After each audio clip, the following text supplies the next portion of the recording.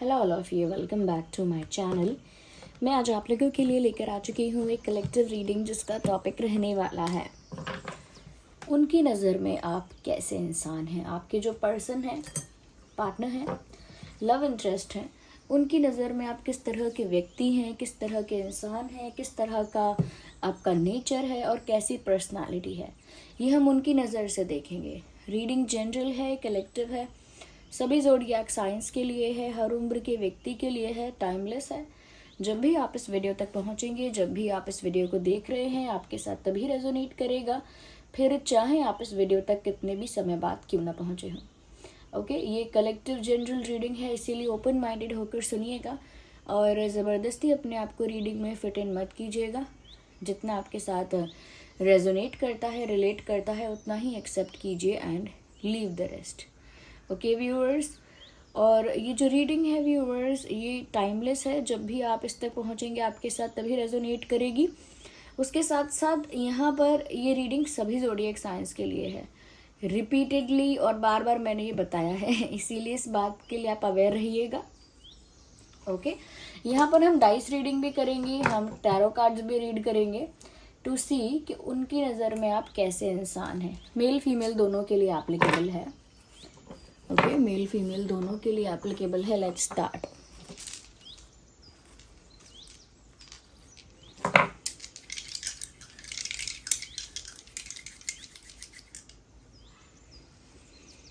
देखते हैं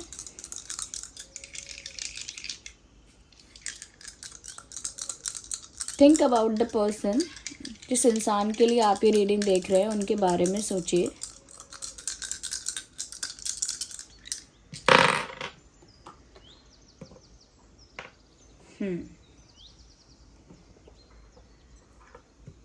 जहां से मैं देख पा रही हूँ व्यूअर्स, मुझे लगता है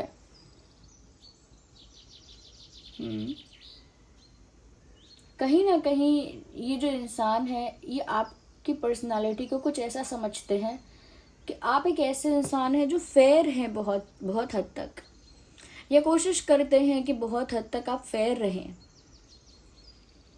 जो जैसा आपके साथ बिहेव करता है उसे वैसा ही आंसर करते हैं। मतलब उनको लगता है यू आर द पर्सनैलिटी, जिसके साथ जैसा बिहेव किया जाएगा उसे आप वैसा ही रिस्पॉन्स देंगे। सपोज अगर आपके साथ कोई बहुत रूड और कोल्ड बिहेव करता है तो आप भी रूड और कोल्ड वाइब ही देंगे, इक्वल कर देंगे। या कोई आपको डिसरिस्पेक्ट करता है तो फिर उसी तरीके से आप उसे डील करेंगे। सपोज आपको कोई बहुत रिस्पेक्ट करता है तो आप भी बहुत सम्मान देंगे। सपोज आपकी कोई बहुत केयर करता है तो आप भी उसकी बहुत केयर करेंगे।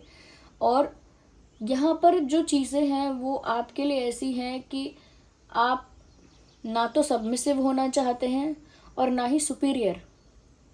मतलब अगर आपके पास कोई है या आपके साथ कोई है तो आप सुपीरियर नहीं दिखना चाहते कि आप उससे बहुत ज़्यादा ऊंचे हैं, बहुत ज़्यादा हाई पोजीशन के इंसान हैं, मतलब किसी चीज़ में सबसे आगे हैं और आपकी पोजीशन हाईएस्ट है और आप सुपीरियर हैं।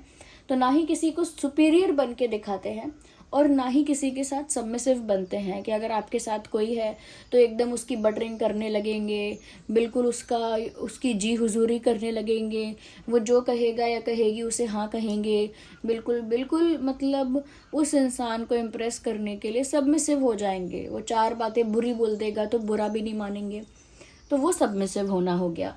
तो ना आप सबमिसिव होंगे किसी के साथ, ना आप किसी के साथ सुपीरियर बिहेव करेंगे। No superior, no submissive, only being equal and fair. उसमें भी आप इक्वल रहेंगे और फेयर रहेंगे। जो आपके साथ सुपीरियर आपको ज़्यादा बन के दिखाएगा, जो आपको ज़्यादा शो ऑफ करेगा, ज़्यादा अपने आप को फ्लॉन्ट करेगा, ज़्यादा सुपीरियर बन के दिखाएगा, उसके आगे फिर आप सुपीरियर ही हैं। फिर आपका सुपीरियर वाला जो साइड है या आप सुपीरियर आप भी बन के दिखाएंगे। मतलब फिर टक्कर का कंपटीशन देंगे। अगर कोई घमंड करता है या एटीट्यूड दिखाता है या सुपीरियर बन के दिखाता है तो फिर उसे आप उसी की भाषा में समझाएंगे।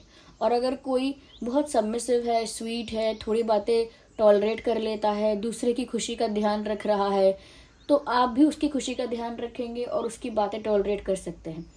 तो यहाँ पर आपके पर्सन को आपके पर्सनालिटी के बारे में लगता है that you are very fair and equal. जैसे को तैसा वाली पर्सनालिटी है आपकी, जो जैसा आपके साथ करेगा आप उसके साथ वैसा ही करोगे, जो जैसा आपके साथ बिहेव करेगा आप बिहेव भी वैसा ही करोगे। और आपके लिए वो वाला हिसाब किताब है कि आप दूसरे इंसान से कहोगे darling I am just your reflection, तुम जैसा मेरे साथ कर रहे हो मैं लिटरली वैसा ही तुम्हारे साथ कर रही हूँ, लाइक योर रिफ्लेक्शन, या कर रहा हूँ।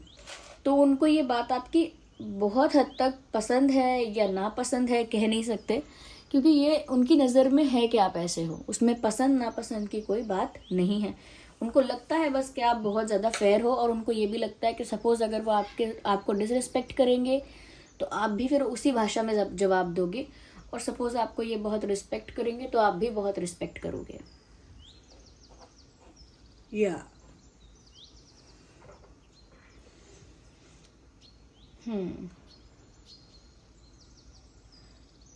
अच्छा, उनको आपके बारे में ऐसा भी लगता है that you are the type of personality who doesn't have many friends. मतलब आपका व्यक्तित्व कुछ ऐसा है जिसके बहुत सारे मित्र हैं ही नहीं।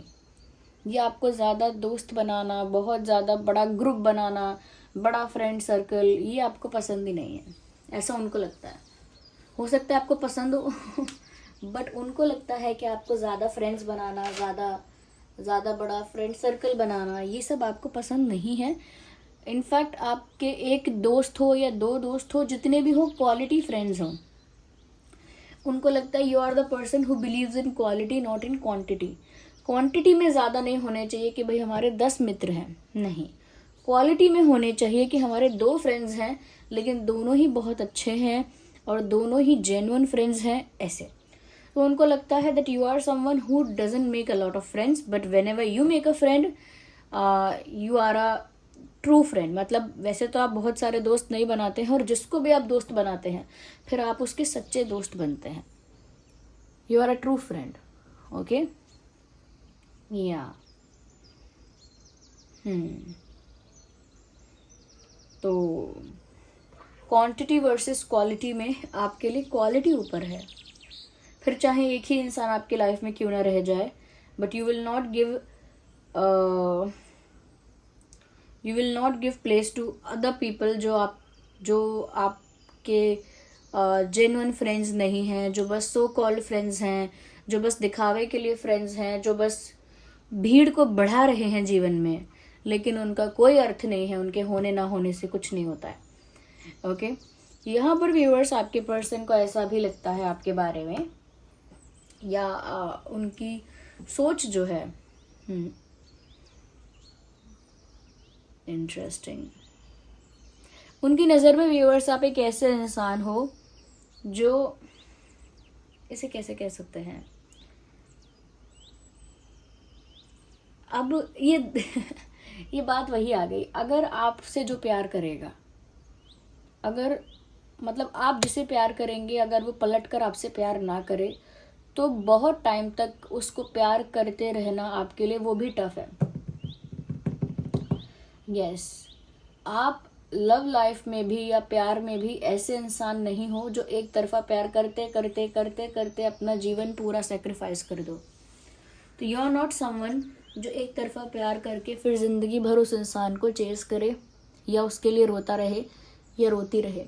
अगर आप किसी को प्यार करोगे और बदले में आपको प्यार, रिटर्न में प्यार नहीं मिलेगा, या फिर उस कनेक्शन में दोनों तरफ से प्यार नहीं होगा, यू विल सी दैट कि प्यार दोनों तरफ से है या नहीं। बट अगर दोनों तरफ से वो प्यार नहीं होगा, you will not entertain that situation. आप उस परिस्थिति को बहुत ज़्यादा एंटरटेन नहीं करेंगे, या तो वहाँ से वर्कआउट करेंगे, या फिर कह सकते हैं कि उस कनेक्शन को ओवर करेंगे, ख़त्म करेंगे, क्योंकि आप वन साइडेड तड़प में नहीं रह सकते। आप एक ऐसे इंसान नहीं हैं जो किसी का अटेंशन, किसी का प्यार, अफेक्शन पाने के लिए तड़पते रहें, अपनी लाइफ सेक्रीफाइस करें। हो सकता है व्यूअर्स आपने वन साइडेड लव किया हो और कर भी रहे हो, पॉसिबल है, बट इनको ऐसा लगता है कि आपकी पर्सनालिटी ऐसी है कि आप एक तरफा आशिक और एक तरफा तड़पने वाले नहीं बन सकते क्योंकि हो सकता है काफ़ी बोल्ड और स्ट्रॉन्ग पर्सनालिटी है आपकी, and that is why people think, और इनको भी इस वजह से ऐसा लगता है कि इतनी बोल्ड और स्ट्रॉन्ग पर्सनालिटी है ये तो ऐसे एक तरफा प्यार के कंडीशन में नहीं रह पाएंगे या नहीं जी सकते ऐसे। या तो उनको पहले तो ये लगता है, आइए और देखते हैं, let's see through the cards कि उनकी नज़र में आप कैसे इंसान हैं।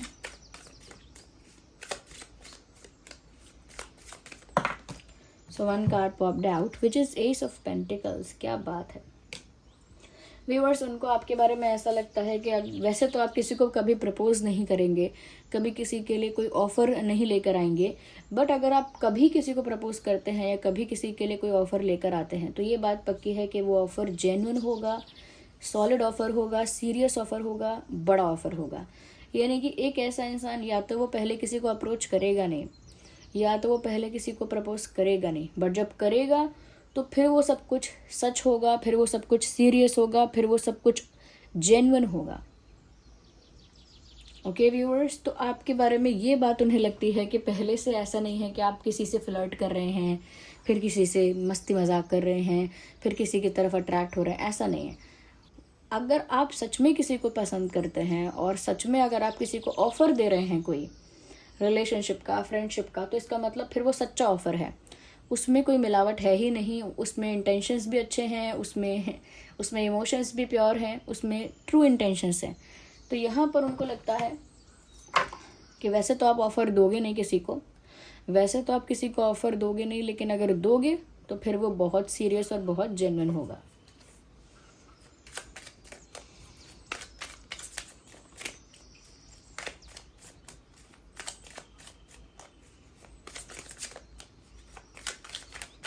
आइए आगे देखते हैं।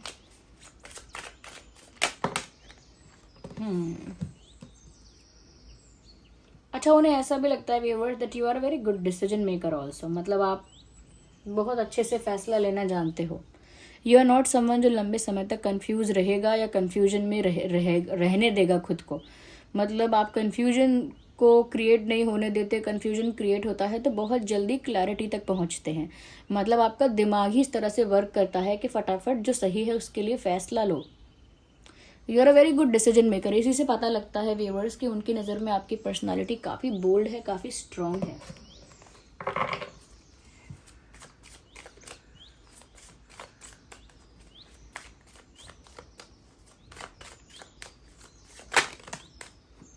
उनको आपकी पर्सनालिटी में ये बात भी लगती है व्यूअर्स कि आप बहुत मेहनती हैं।